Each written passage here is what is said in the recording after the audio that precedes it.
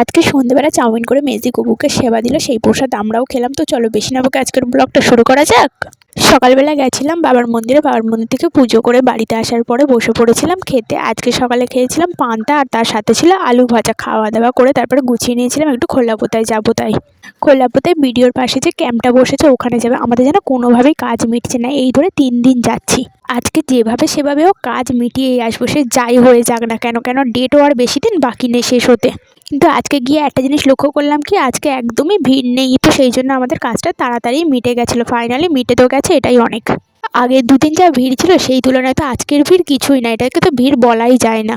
তো আজ যেহেতু লোকজন কম ছিল সেই জন্য কাজটা তাড়াতাড়ি মিটিয়ে নিয়ে আমরা তাড়াতাড়ি বাড়িতে এসে গেছিলাম দুপুরবেলার মধ্যে। তারপর বাড়িতে এসে জামা কাপড় চেঞ্জ করে তারপর গেছিলাম একটু মাঠের দিকে। মাঠে থেকে বাড়িতে আসার পরে বসে পড়েছিলাম দুপুরবেলা ভাত খেতে। আজকে দুপুরে মা রান্না করেছিল ডিম দিয়ে আলু চচ্চড়ি।